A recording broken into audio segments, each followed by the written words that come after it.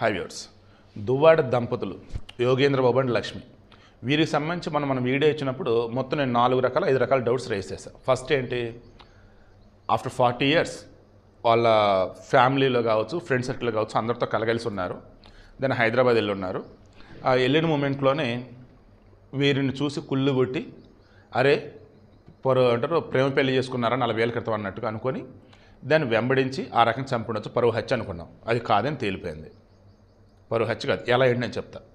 తర్వాత బంగారం కోసం అనుకున్నాం, గంజా బ్యాచ్ అనుకున్నాం. ఈ బంగారం వచ్చేసరికి ఆల్రెడీ మొన్న కొంత పోయింది, ఇంకొంత ఉంది అనుకుంటే ఆ కొంత కూడా ఆల్రెడీ దొరికింది. సో గంజా బ్యాచ్ కాదు, డబ్బు కోసం కాదు. నెక్స్ట్ ఇది కీలకం, ఆయన కొంచెం కోపిష్టుడు, కోప్పడతాడు. అండ్ ఈయనంటే గిట్టన వాళ్ళు ఎవరో ఉన్నారు. దెన్ పక్కగా రెక్కి నిర్వహించి ఏ సమయంలో ఇంట్లో వీళ్ళు ఉంటారు అండ్ ఏ సమయంలో మనం వెళ్తే వీళ్ళని చంపవచ్చు, ఇవన్నీ కూడా క్రాస్ చెక్ చేసుకొని పక్కాగా హైదరాబాద్ వెళ్ళి వచ్చిన తర్వాత దెన్ పోలీసులు కూడా అనుమానం రాకుండా ఉండే విధంగా చేయొచ్చు అన్నట్టు అలా చంపున్నారన్నట్టు అనుకున్నాం. అండ్ వెళ్ళేటప్పుడు బండి కూడా పట్టుకెళ్ళాడు అనుకున్నాం, 2 wheeler. అంటే బాగా తెలిసిన వాళ్ళు అనుకున్నాం. అవునా? ఎగ్జాక్ట్గా వాళ్ళ అబ్బాయి సుజిత్, వాళ్ళ కూతురు శిల్ప చాలా క్లారిటీగా పోలీసులు చెప్పారు. పోలీసులు ఇల్లంతా వెతుకుతుంటే గ్రీజ్ మరకలు కనపడ్డాయి ఓ చోట. దెన్ మనం చెప్పిన ఈ పాయింట్ సింక్ అయింది. బాగా తెలిసిన వాళ్ళు, ఆ ఇంటికి వస్తున్న వాళ్ళు, అండ్ ఆ బండి అన్నప్పుడు ఇంకా బాగా తెలిసిన వాళ్ళు. పోలీసు విచారణలో తెలిసింది ఏంటంటే ఈ ఇంటికి అప్పుడప్పుడు మెకానిక్లు వస్తూ పోతూ ఉంటారు. అండ్ ఫస్ట్ చంపింది యోగేంద్ర బాబుని, లక్ష్మిని కాదు. యోగేంద్ర బాబుని ఫస్ట్ హాల్లో చంపేశారు. ఈ హాల్కి ఇంట్లో వచ్చేసి 2 బెడ్రూమ్లు ఉన్నాయి. ఈ బెడ్రూమ్కి వచ్చేసి ఒక వాష్రూమ్ ఉంటుంది.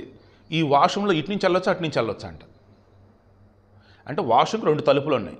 అది బాగా తెలిసిన వాళ్ళే. అంటే హాల్లో యోగేంద్ర బాబుని చంపుతున్నప్పుడు ఆమెను, లక్ష్మిని ఆ వాష్రూమ్ నుంచి అవతల రూమ్లో పంపించేశారు, బయట గడిపెట్టేస్తున్నారు. ఈయన్ని చంపేసిన తర్వాత ఎగైన్ మరలా ఆమె దగ్గరికి వెళ్ళి ఆమెను చంపేశారు. బయట అరుపులు వినపడ్డాయి అన్నాం, ఆ అరుపులు వచ్చేసి లక్ష్మివి. అంటే ఫస్ట్ యోగేంద్ర బాబుని చంపారు. ఆ తర్వాత ఆ పక్కనోళ్ళకి వెళ్ళినప్పుడు ఆ చేతులకు సంబంధించి గ్రీజ్ ఉన్నది గొడవలకు అంటుకుంది. ఆ పక్కనోళ్ళకి ఇదే వాష్రూమ్ నుంచి వెళ్ళారు, లక్ష్మిని కూడా చంపారు. ఆ తర్వాత అక్కడి నుంచి వాళ్ళు వెళ్ళేటప్పుడు వచ్చేసి బండి వేసుకొని వెళ్ళారు.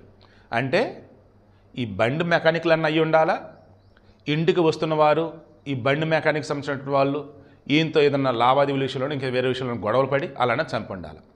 పోలీసుల దగ్గర ఆల్రెడీ 4 క్లూలు ఉన్నాయంట, క్లియర్కమైనవి.